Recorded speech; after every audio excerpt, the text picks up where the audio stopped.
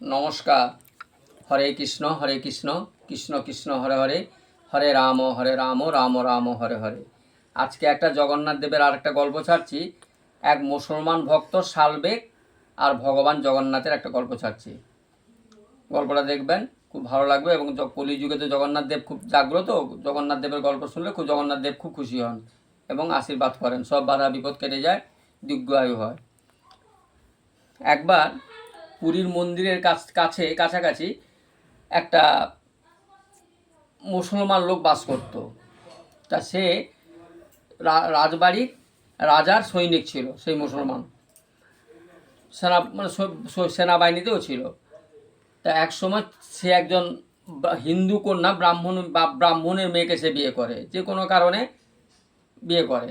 বিয়ের পরে অনেক দিন কেটে যাওয়ার পরে কিন্তু ওই যে ব্রাহ্মণ কন্যা, ও মনে মনে খুব জগন্নাথ দেবের ভক্ত, মানে ভগবান কৃষ্ণের খুব ভক্ত। অনেক দিন পরে তাদের একটা পুত্র সন্তান হয়। সেই পুত্রটা বাবা মুসলমান, মা হিন্দু। এই জন্য মা কী করেন, মানে মুসলমান ওই সৈনিকটা খুব ভালো ছিল। ওর যে স্ত্রী যে ভগবানের পুজো পাঠ করে, ও তাতে কোনো বাধা সৃষ্টি করতো না। তো যাই হোক, ছোটোবেলা থেকে ছেলেটাও একটু একটু বড়ো হচ্ছে, আর মার কাছে জগন্নাথ দেবের গল্প শোনে। এই শুনতে শুনতে বেশ দিন কাটছে। কিছুদিন পরে ছেলেটা বেশ সামান্য কিছুটা বড় হয়েছে, একবার প্রচণ্ড অসুস্থ হয়েছে। অসুস্থ হবার পরে ছেলেটা তখন কিছুতেই ভালো হচ্ছে না। ওর বাবা যত, তখনকার দিনে তো সব কবিরাজ বৈদ্য এরা সব ছিল, কবিরাজ বৈদ্য দেখাচ্ছে, করছে, ছেলেটা কিছুতেই সুস্থ হচ্ছে না। ও আস্তে আস্তে অসুস্থই হয়ে যাচ্ছে, আস্তে আস্তে অসুস্থ হচ্ছে। এইবার মা তখন কি করলেন, বাজারে গেছিলেন। একবার গিয়ে দেখেন এক দোকানে জগন্নাথ দেব, বলরাম, সুভদ্রা দেবীর ছোটো ছোটো বিক্রি হচ্ছে, ঠাকুরের মূর্তি। সে একটা জগন্নাথ দেবের মূর্তি কিনে নিয়ে এসছেন, দিয়ে ছেলেকে দিয়েছেন, নে এই নিয়ে হচ্ছেন জগন্নাথ দেব। পুরীর মন্দিরে থাকেন জগন্নাথ দেব। এই এই এই জগন্নাথ দেবকে স্মরণ কর, তুই সুস্থ হয়ে যাবি, ভালো হয়ে যাবি। কিন্তু কবিরাজ বলেছে এই কঠিন অসুখে একে বাঁচানো যাবে না, সারানো যাবে না। হ্যাঁ, কিন্তু বাচ্চা তো কষ্ট পাচ্ছে। যখনই ওর মাকে বলে, মা বলে তুই জগন্নাথ দেবকে বল। তো ও তো সরল সরল বিশ্বাসে, জগন্নাথ তুমি আমায় ভালো করে দাও, জগন্নাথ তুমি আমায় ভালো করো, হে প্রভু আমি তোমার ভক্ত। মা যেমন বলেছিল, ও আরও বেশি করে সুন্দর করে মা জগন্নাথকে বলে। সেটা কিছুদিন পরে আস্তে আস্তে সুস্থ হয়ে গেল। তখন ওর বাড়ি থেকে ওই আধা ঘন্টার রাস্তা পুরীর মন্দির। সেই থেকে ও জগন্নাথকে খুব ভালোবেসে ফেললো, আর জগন্নাথকে হেভি ভালোবাসে। একবার সে জগন্নাথ মন্দিরে গেছে, এবার জগন্নাথ মন্দিরে কিছুতেই ঢুকতে দেবে না। মানে ও মুসলমান, লোকে জেনে গেছে, তাই ওকে আর জগন্নাথ মন্দিরে পুরীতে ঢুকতে দেয়নি। ও প্রতিদিন গিয়ে ওই জগন্নাথ দেবকে দেখতো, দূর থেকে নমস্কার করতো, আর জগন্নাথ দেবকে নমস্কার করে আসতো। প্রতিদিন এইভাবে চলতো। আর এইবার কিছুদিন পরে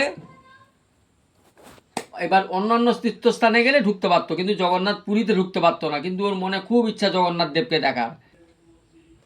তখন ওই মন্দির দেখতো, কিন্তু জগন্নাথকে দেখতে পেত না। লোকে ঢুকছে বেরোচ্ছে, আর ও দাঁড়িয়ে দাঁড়িয়ে কাঁদতো। হ্যাঁ, আর জগন্নাথকে বলতো, প্রভু তুমি কি আমায় দেখা দেবে না? আমি মুসলমান বলে দেখা দেবে না? আমার মা তো হিন্দু প্রভু, তাহলে তুমি কেন দেখা দিচ্ছ না? ও জেনেছিল ওর মা হিন্দু, বাবা মুসলমান। তো এইভাবে হচ্ছে। এইবার ও একবার বৃন্দাবন গেছে। বৃন্দাবন গিয়ে ঘুরছে, বৃন্দাবন দর্শন করছে।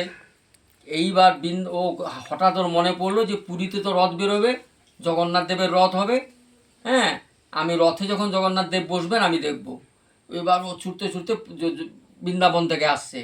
এবার বৃন্দাবন থেকে আসলে কি হবে, রাস্তা তো অনেক।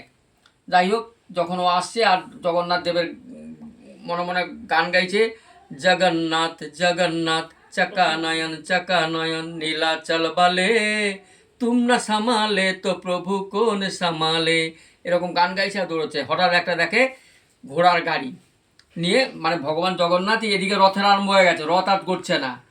হ্যাঁ, তত রথ সবাই টানছে, কিন্তু রথ যাচ্ছে না। এইবার ও যখন আসছে, অনেকটা বাকি রাস্তা বাকি, হঠাৎ একটা ঘোড়া গাড়ি নিয়ে একজন আসছে। তখন ওর তো পয়সা নেই, শালবাগের কাছে পয়সা নেই, ওই ছেলেটার নাম হচ্ছে শালবাগ, তার কাছে পয়সা নেই। এইবার সে তখন কি করেছে, কিছু বলছে না, কিন্তু দৌড়চ্ছে। তখন ওই ঘোড়া যে, মানে রথ যে চালাচ্ছেন, সেই বলছেন ঘোড়া গাড়ি যে, ও ভাই তুমি কোথায় যাবে? তখন বলছে, আমি পুরীর মন্দিরে জগন্নাথ দেবের রথে আমি জগন্নাথ দেখবো বলে যাচ্ছি। তখন বলছে, আরে অনেক রাস্তা বাকি, তুমি কি পৌঁছতে পারবে নাকি আজকে? না ও তখন মনে মনে বলছে প্রভু যদি আমাকে ভালোবাসেন আমি ঠিক পৌঁছে যাব। হ্যাঁ, তখন বলছে তুমি একটা কাজ করো, আমার রথে আমার এই ঘোড়ার গাড়িতে বসো, আমি পৌঁছে দিচ্ছি। তখন বলছে না আমার কাছে তো কি পয়সা টয়সা কিছু নেই। বলো লাগবে না, তুমি চলো তোমাকে পৌঁছে দিই, তুমি যখন জগন্নাথ দেবের কাছে যাবে বলছো চলো। এবার ও যেই পৌঁছে গেছে রাস্তার ধারে অমনি রথ গড়াতে আরম্ভ করেছে। আর ও দূর থেকে জগন্নাথ দেবকে ডেকে কি আনন্দ, কি কান্না, কি খুশি, কিন্তু রথের দড়ি ধরে টানছে না ও। এইভাবে সে প্রতি বছর ওই যেখানে দেখেছিল এই করতে করতে ও প্রতিদিন প্রতি বছর রথে ওইখানে দাঁড়াতো। আর জগন্নাথ দেবের রথ ওইখানে একাই কিছুক্ষণ দাঁড়িয়ে যেত। শালবেগ দেখতো জগন্নাথকে, আর জগন্নাথ দেব দেখতেন শালবেগকে। এইভাবে বছরের পর বছর কেটে গেছে। এইবার বহুদিন পরে শালবেগ মারাও গেলেন। মারা যাওয়ার পরে সেই পুরীর যে রথ বেরোয়, কিন্তু ওই শালবেগে যেখানে সমাধি করা হয়েছিল সেইখানে এসে রথ দাঁড়িয়ে যায়। দাঁড়াবেই দাঁড়াবে, যদি 1000 কোটি লোকও টানে রথ যাবেই না। বেশ কিছুক্ষণ দাঁড়িয়ে শালবেগের সমাধির কাছে জগন্নাথ দেবের রথ দাঁড়াবে, তারপর আবার সেখান থেকে রথ চলবে। এখনও সেটা এখনও হয়, এবছরও হয়েছে। এইটা হচ্ছে কলিযুগে জগন্নাথ দেবের মহিমা। জগন্নাথ দেব তার ভক্তকে প্রচুর ভালোবাসেন। জগন্নাথ দেবের মন্দিরে পুরীতে একটা নিয়ম ছিল যে মুসলমান লোকেরা ঢুকতে পারবেন না, মানে জগন্নাথ দেবই নিয়ম করেছিলেন। কারণ ওরা কিছু ওই গোমাংস কেটে ফেটে রক্ত ফেলেছিল, সেই জন্য সেই থেকে উনি রেগে গেছিলেন। তা সেই থেকে মুসলমানদের ঢুকতে দেওয়া হয় না। জগন্নাথ দেব কোনো ভক্তকে খালি হাতে ফেরান না, সবাই যাতে দর্শন পান তার জন্য দেখবেন তো পুরীর মন্দিরের গেটের কাছে গর্ভমন্দির ওই পাশে সামনেই উনি একাই বসে আছেন। যদিও বলদেব সুভদ্রা দেবী নেই, উনি একাই সবাইকে ওখান থেকে দর্শন দিয়ে সবাই দূর থেকে সবাই দর্শন করতে পারে, মন্দিরের ভেতরে ঢুকতে পারে না। ওনার একটা নিয়ম আছে তো, কিন্তু কোনো ভক্তকে উনি খালি হাতে ফেরান না, সব ভক্তকে ওনার আশীর্বাদ আছে এবং সবাইকে উনি দেখেন। উনি চকানয়ন না, বলছে জগন্নাথ জগন্নাথ চকানয়ন চকানয়ন নীলাচল বালে তুমি না সামালে তো হাম কোন সামালে। তা উনি সবাইকে সামলাচ্ছেন, এই জগৎ সংসার সামলাচ্ছেন। তো উনি হিন্দু মুসলমান যে কোনো জাত যে কোনো ধর্মেরই হোক, ওনার আশীর্বাদ সবার উপরে আছে।